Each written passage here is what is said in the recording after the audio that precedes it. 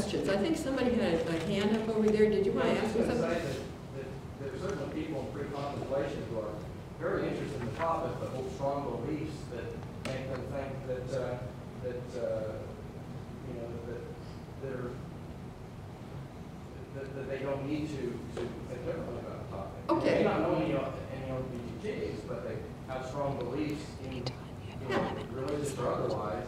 And you have a lot of interest in it, particularly because of pop age or whatever. Sure. And so they may not be, they're not pre-contemplation in terms of thinking about LGBT issues or gay marriage specifically, but what they are is they're pre-contemplating changing their minds about anything or changing their minds about a topic. It's not in their head that they would ever change their mind. Right. There's no reason that they see for changing where they are.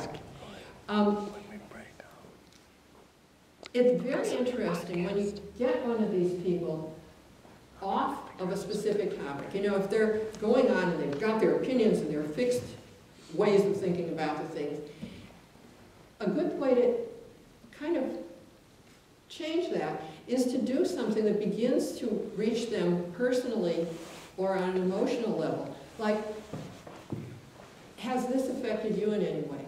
Have you had any experience with it?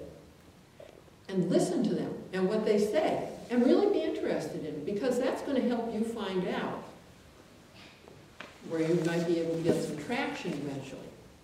And it's, you get them talking about it, thinking about what's going on. They may think about, some people like to think about facts, others are comfortable talking about the personal feelings on stuff. And it's very important for thinking that what you want to do with this person is you want to move them into beginning to contemplate the idea of believing something else.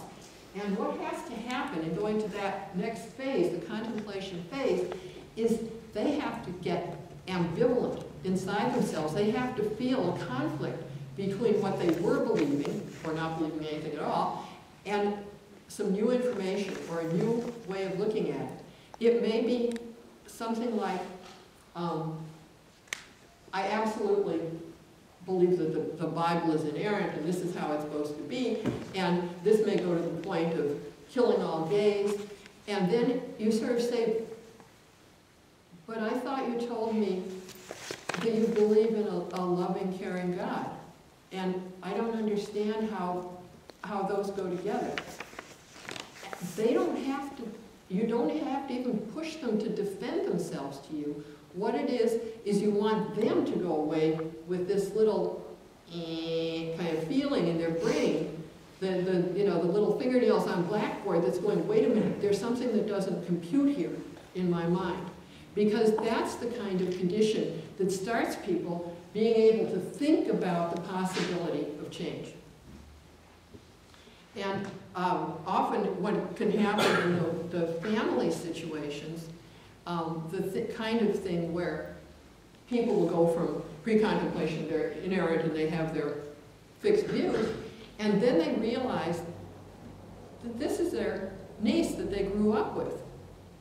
And they've seen her since she was a little kid, and here she is. She's still the same person in every way, and this is just one more little thing that you know about her that you didn't know before. But in all the other ways, she's still the same person. Hey, wait a minute, I love that person. What am I saying that I want to treat her like she doesn't belong in the family? And so you begin to get that little area of discomfort, which is absolutely fine for them, because that's where you want them to be. Remember, if you're acting as a change agent, you're trying to bring about a whole social change. This is not, I mean, you may be focused on one individual, or you may say, I'm trying to change attitudes in general around this. And so any little thing that I can do to help somebody move along that pathway is good. Yeah? Could we call that state cognitive dissonance? Would it be correct? Perfect. So the expression cognitive dissonance was brought up here. Does anybody else know what that is?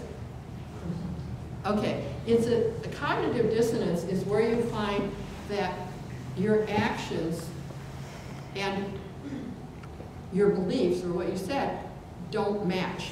And this makes a discomfort inside yourself. And often what people will do is they may have taken an action. Let's say they ended up voting when they didn't believe in voting, period. Then afterwards, they'll kind of say, oh yeah, it was important that I voted. And they kind of justify, in retrospect, what they did. And in the case of this sort of thing with the niece and stuff, what you're doing is you're giving them a chance to relate to you personally as a family member, having a loving, fun time with you. And then they say, hey, wait a minute, this is not fitting with my having put that label on people. Maybe the label's wrong. And you know, you gotta help them gradually get the positive feelings going up more, or their sense of discomfort with the position that you don't want them to have. Now for some people who are responding to factual kinds of stuff, you can have things like public opinion polls that'll help move them, and interesting pieces of information. For example, if we're dealing with the topic of same-sex marriage, gee, here's a big article in the Chronicle this weekend. Out and about, tours and destinations oriented toward gay travelers. And there's a whole big thing in the inside about people who are going on honeymoons together and things like that. And the striking thing is, it looks like a bunch of people just having fun on a boat in the Caribbean. And that sort of thing, that people can be exposed just to the idea, hey, they look like me. They look like my family, or something like that. And it begins to get them thinking that it's not like those people, capital T, capital P, those people are some alien species. No, they're people just like us.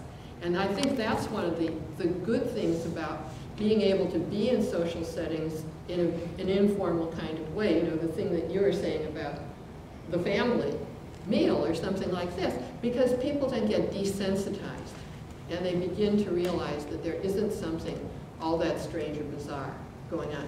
Yeah? So is it a natural human thing to want to have this other, you know, like there's our group and there's the other group? The us versus the other. I think that there probably is some tendency, just because we grew up in small little tribal bands and we knew the critters that were in our band and not the ones in the other band, but this is hundreds of thousands of years ago, and so there's always a tendency to not identify with the kids, whether it's the kids from the other high school, or it's the kids of a different racial group, or speak a different language, or they wear a different style of clothing, but those changes, those things can be broken down by this business of contact in a friendly kind of way, working on something together, sharing pleasant experiences together, sometimes having a common enemy. You know, if people agree that they all don't like that other thing that's going on, or they all need to accomplish this project for work, they may end up finding themselves being together